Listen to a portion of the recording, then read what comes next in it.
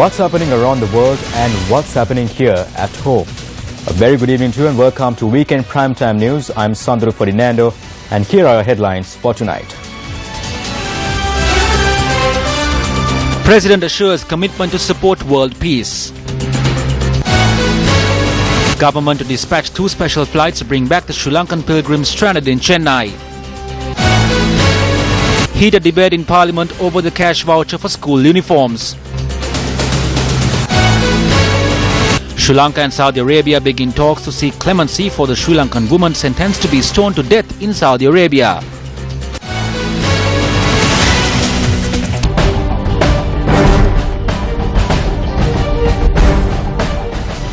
President Maithripala Sirisena says that he will completely support the call to world peace.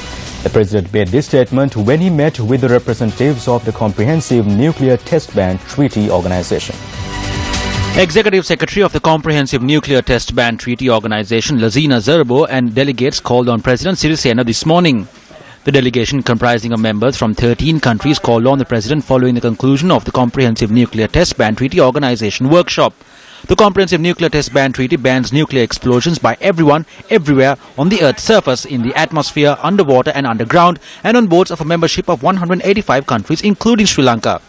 President Sirisena had said that as a country committed to world peace, Sri Lanka would support the cause. Prime Minister Ranil Wickremesinghe held a meeting with the unemployed graduates at the parliamentary complex today.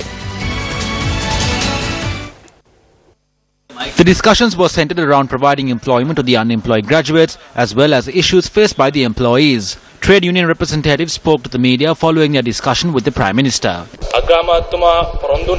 The Prime Minister promised to take expeditious measures and have another round of discussions to plan a program to provide employment for graduates. Furthermore, graduates who are currently employed have raised their concerns on certain issues that have arisen.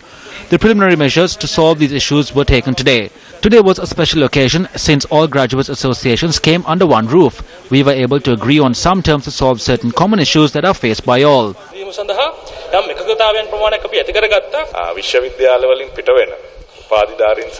We have identified many issues that have arisen, such as finding employment for graduates in the government and private sector and also providing them with a good salary.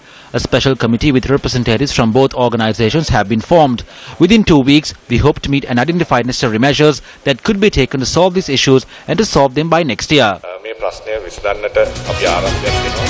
The expenditure heads of the Ministries of Higher Education and Highways, Education and Sports were taken up for debate today. JVP MP Dr. Nalinda Jatissa opened the debate. Rather than giving the order to the state institution that presented lower charges for the school uniforms, it has been given to a private institution for a much higher price. This has caused a loss of 68.4 million rupees, who is supposed to be held accountable over the distribution of school uniforms. You can investigate and nab those responsible. That education minister is in your cabinet of ministers. With regard to this drama on the school uniforms, they had legalized to give the task to local industries after presenting a cabinet paper. This amount that you speak of is based on the audit report. If you make the calculations again, the numbers will double. After the voucher system was presented, it is the teachers and the principals who are facing the difficulties. Principals are compelled to place their signatures on 6,000 to 7,000 vouchers. Parents had taken a day's leave from work simply to come and make sure that they get the voucher worth 400 to 500 rupees.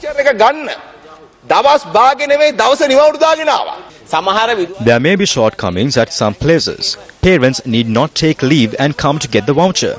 Every parent comes to school on the final day of the term. The decision was to give the vouchers then. If sports education and higher education work together over the years, sports could have been developed and a well-educated child could have also been created. The Executive Committee of the National Olympic Committee has not convened in years. The committee has also not convened. However, using the name of the National Olympic Committee, they make all kinds of decisions and do what they please. This is the only committee in the world that operates as the National Olympic Committee but has not even convened. We will look into these issues faced by the sportsmen and women. No matter who was appointed as minister in the past, that minister was not allowed to take sports to the next level. During the past, sports was politicized than even before. Outsiders started to interfere in this. Sometimes the ministers were left helpless. That's what is not taking place today. Today, the elections of the local sports bodies have been called for. The President and the Prime Minister are not involved. Anyone can contest the elections. However, in the past, that opportunity was deprived. Only a selected few were allowed to do so. Only persons who listened to them were allowed to operate. There is one person who had submitted his nominations to contest the elections of Sri Lanka cricket. During the India-Sri Lanka tour of 2010, a female goes into the hotel room of an Indian cricketer in the Kandalama Hotel in Dhambula. The then security consultant of Sri Lanka cricket, Major General Lawrence, sends a letter to the management of the Indian cricket team. A copy was sent to the then Secretary of Sri Lanka cricket. This is a serious allegation. This clearly shows of an attempt to make a bribe. The person who swept this under the carpet is now contesting the elections of Sri Lanka cricket. I tabled this document. State Minister Vijayakala Maheswaran speaking in Parliament yesterday commented on the murder of her late husband. When MP Douglas Devananda responded to this statement in Parliament, a tense situation arose.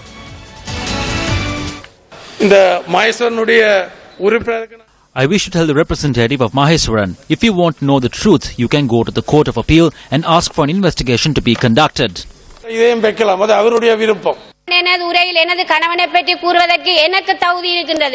have the opportunity to speak about my husband during my speech. I have the power to do so. I do not like anyone saying that they do not like my husband's name. I made it clear in my statement that the person who planned the murder is in this chamber. There are several of them. They are representing the House of 225 members. I did not even mention the name. Today the person who planned it presented himself. I mentioned to the President and the Prime Minister that the investigations did not take place in a proper manner. The Chief Justice must give a verdict. Unsuitable persons should not give us decisions. You only understand the pain when the disease is identified. If I have not done any wrong, I need not be scared. The President and the Prime Minister will work to locate the perpetrator. However, the person who planned the murder presented himself today. Therefore, he needs to be taken before the law. Today was day 2 of the Youth Parliament of Sri Lanka. The sessions of the Youth Parliament of Sri Lanka taking place at the main hall of the National Youth Services Council in Maharagama commenced today under the auspices of Speaker Karu Jayasuriya. Out of the 225 members of the Youth Parliament, 160 were elected, while 65 were appointed and represent youth organizations. Every government that was elected faced massive allegations. In the index of corruption, we have failed to surpass the 40-point mark. When you enter politics, keep in mind to have a clean slate with you. When you retire, there will be no happiness than that. The current government was able to appoint 9 independent commissions within a short period of time. You can be hopeful of an independent police, independent judiciary and independent public service. This new era will leave no room for nationalism and racism. A seminar organized by the Bar Association of Sri Lanka together with the Organization of Professional Associations of Sri Lanka under the topic A New Constitution for Sri Lanka Through Inclusive Participation was held yesterday. In Sri Lanka there is much promise and hype about a new constitution. There appears to be some activity towards this, though perhaps not at the expected pace or at the expected level of transparency. Our political history should have more than convinced us by now that democracy is too precious to be entirely left in the hands of any politician. Our past will also demonstrate that constitutions of our country and even amendments have been foisted on the country by politicians for their own self-serving, if not ulterior purposes. We have come to a significant crossroad. We have confronted abuse of power by those in government and at times unbridled abuse and aggression carried out with impunity. The institutions to protect us have been weakened, if not prostituted. We may rightly conclude that there were insufficient mechanisms to protect us, whichever constitution we labored under. We need to get it right and get it right this time. There's no doubt that electoral reform is an urgent necessity. I mean, there is virtual unanimity in the country that the present system is profoundly misconceived and is the source of many social evils. I don't think there is any serious debate about it. It is not a good system. It needs to be changed. The present system also leads to virulent intra-party rivalry, and the system brings out the worst in human nature.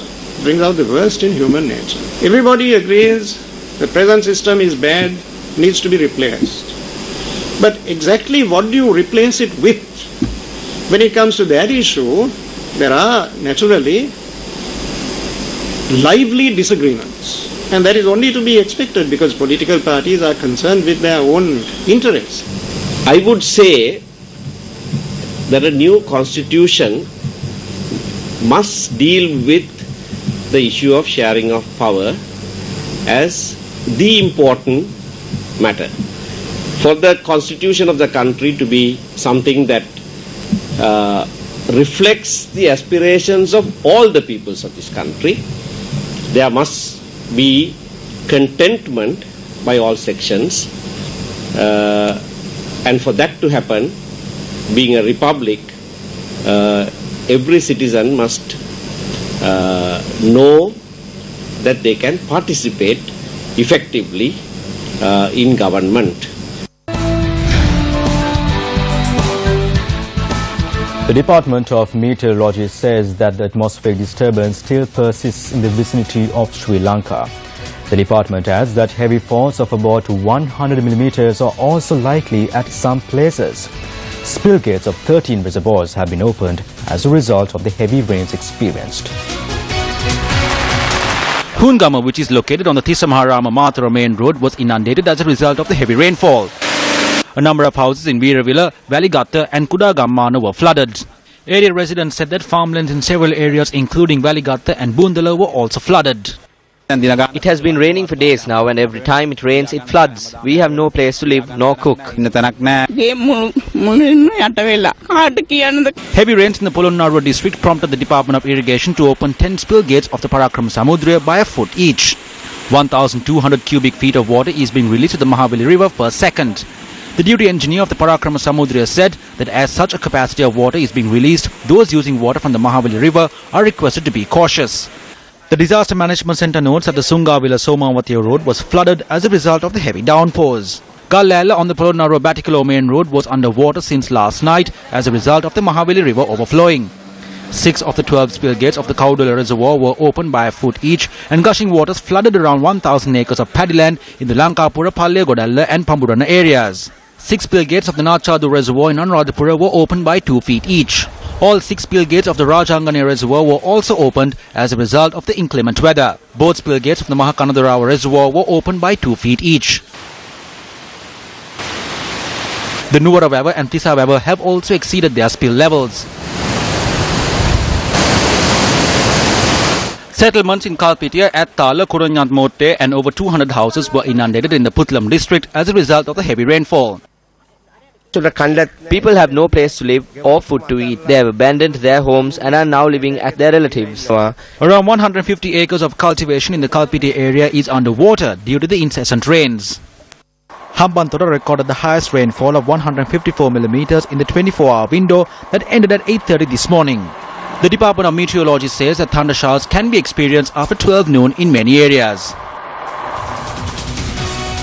Sri Lankan Airlines decided to deploy 2 flights to bring back the pilgrims who are stranded in Chennai, India.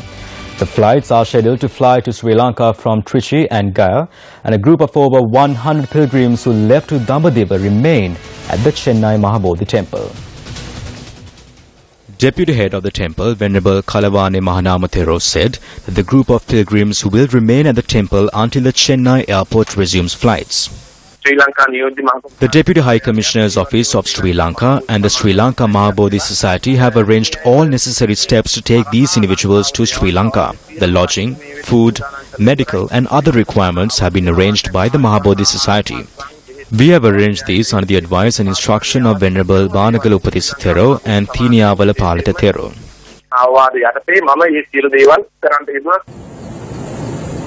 Power has been restored in many parts of the southern Indian city of Chennai days after severe floods.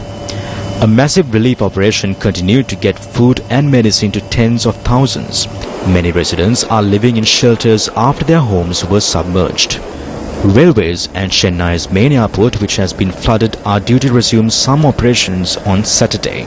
More than 260 people have died after the heaviest rainfall in a century, while authorities have managed to rescue over 7,000 persons from affected areas. Our correspondent says the rains, the heaviest in 100 years, are being blamed on climate change, and many in Chennai say the city needs to prepare better to face extreme weather patterns.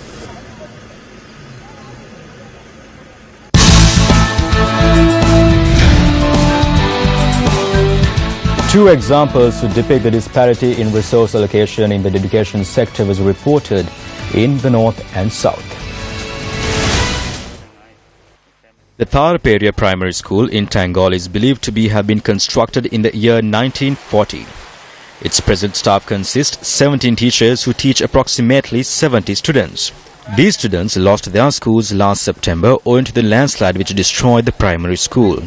Considering the safety of the children, the school was relocated as per the instructions provided by the Tangol Zonal Educational Director. The school is currently operating in the Sri Vijayarama Vihara in Tharperia. However, the parents lament the temple does not hold adequate resources for the students to engage in their academic activities. Our village faces many hardships. In order to come to a road to reach the town, we have to travel around 5 to 6 kilometers. This is the only school in the village. We are facing many difficulties after the landslide. The parents and the teachers request for a new building for the students to engage in their education at least in the new academic term. We are facing a major issue. We urge the officials to at least by next term to provide a new building for these children. Elsewhere, the students of the Roman Catholic school in Iranapala in Mullaitivu sat for their third term examination amidst much difficulties as the school does not have the proper infrastructure. The parents state that even though school laboratories and libraries are available, they do not have the adequate facilities.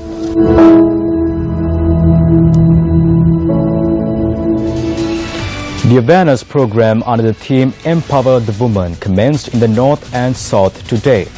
Today was the third day of the campaign aimed at empowering women with equality and security.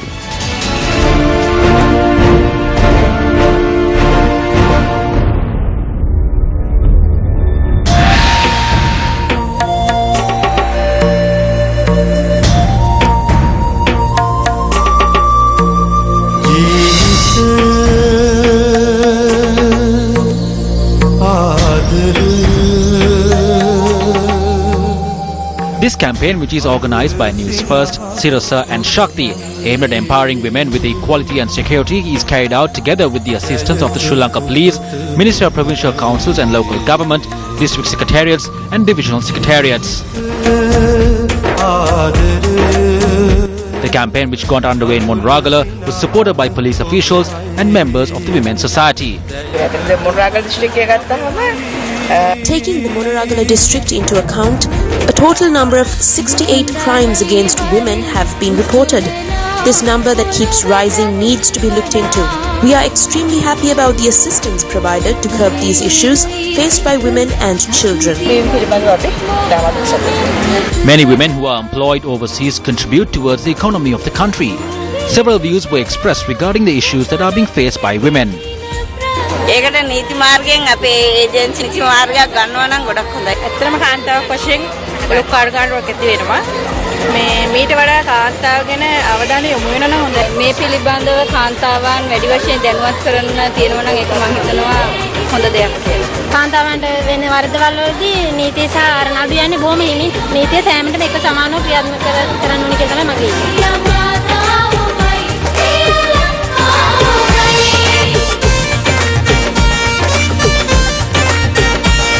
A platform was arranged for women who were at the Monragala District Secretariat to raise their concerns. Children's work, corporate work, there is so much of work to be done. But these activities could have been easily accomplished if there was a proper legal system and if everyone was treated equally. There are issues related to the security of the people regardless of their age. But we need to understand that as a woman, our success lies within us. We need to find solutions for all matters. We need to be brave. I believe she has identified her skills and the required respect even from her youth. And this is what we need.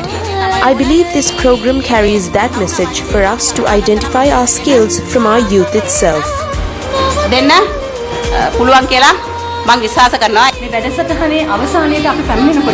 When we reach the climax of our campaign, those who oppose this campaign will feel it the most. This is what we need. We need to move their ideas and thoughts to one place. If that happens, all the issues that we face can be resolved soon. The campaign got underway at the Monragala Public Fair as well.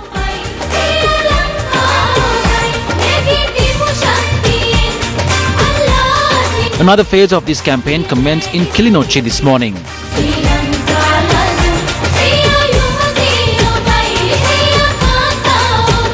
Wristbands were distributed as part of the awareness campaign where women were given the opportunity to raise the issues they face and also put forward proposals at the program held at the Punnagar Divisional Secretariat.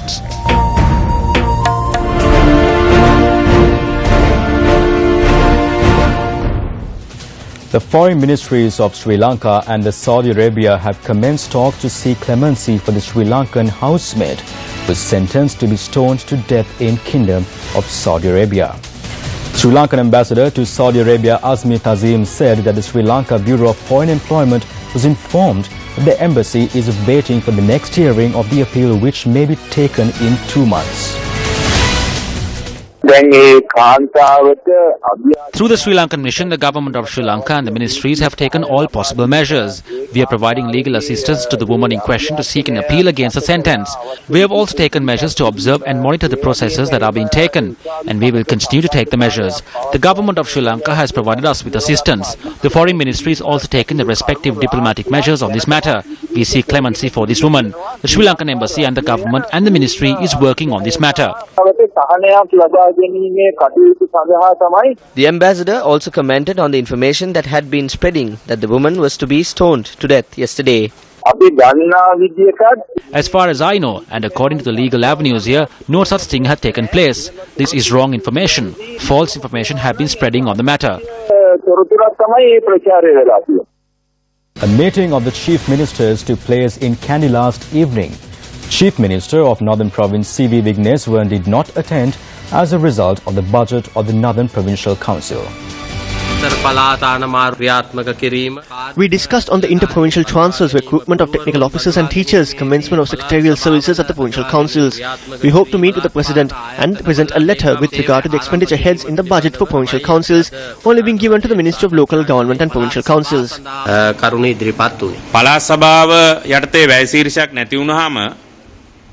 When there is no expenditure head of the provincial council will become void. Then it will become a department or ministry of the central government. Then all the chief ministers will lose their powers in making decisions, as there is no financial power vested with the provincial council. We will not be able to carry out the development as required. The provincial council system is established for rural development. The provincial councils have been put to the level of the Pradesha Sabhas. Because of these issues, we as the chief ministers have taken a common decision to discuss these matters with the President and resolve them.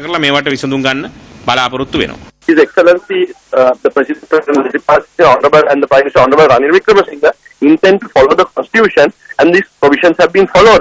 Therefore, in no way are we trying to interfere with the power of the Provincial Council. I heard some Provincial Council members say that I am trying to make the Provincial Council department under my ministry. But the legal provision is that that allocation to funds to Provincial Councils have to be done in consultation with the Finance Commission, and that due process has to be followed in terms of the Constitution. So I would like to say that we are following the Constitution, and I think that the Chief Ministers also should be aware. No stage that will interfere with their powers, and I will after consulting the Provincial Council, Finance Commission, the government will allocate the funds to each Provincial Council. The United Nations Day for Solidarity with Palestine was held in Colombo last evening. The event was organized by the Sri Lanka Committee for Solidarity with Palestine. The event was graced by Speaker Karujaya Surya and also saw the participation of the UN Resident Representative in Sri Lanka, Subinay Nandi, ministers and MPs and other distinguished guests. If the international community will continue its rule, will continue closing their eyes just to say that here in Sri Lanka we should impose sanctions, we should send to Sri Lanka judges, they want to teach the Sri Lankan people what's human rights, why they don't send their judges to Israel? Why they have this double standard? Here are people, and the President Mitripala Sirisena, his government, they have the commitment to take care of their issue, and they can achieve the unity of their people. Miko Peled, an Israeli peace activist who had been advocating for Palestine, was presented with a memento at the event. The issue of Palestine, I believe, requires more than solidarity. And I think it's important to have a day of solidarity, certainly, but solidarity is not enough. But if we express the solidarity with Palestine on the one hand, and conduct business as usual with Israel on the other hand, my friends, we're defeating the purpose. We need more than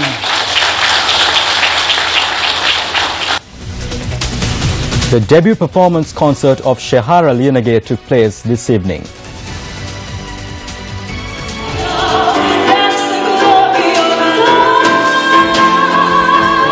Shehara Lianage, who is a popular voice on Sri Lankan airwaves, marked her debut concert to celebrate her passion in singing.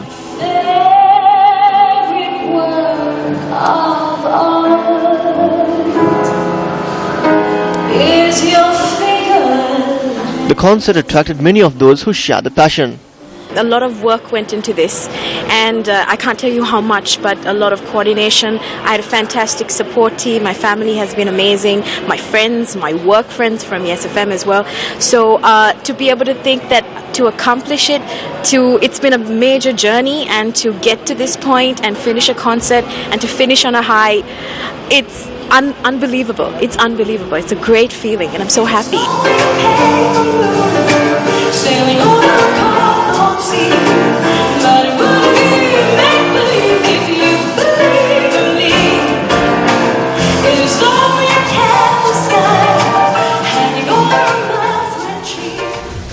And finally, in sports news, Colombo Football Club won the championship of the Inter-Club Champions League today. They defeated the Sri Lanka Army 2-0 in the crucial decided play today. Renown FC were judged the runners-up in the tournament. And with that, we wrap up Primetime News. Do join us again tomorrow with more news.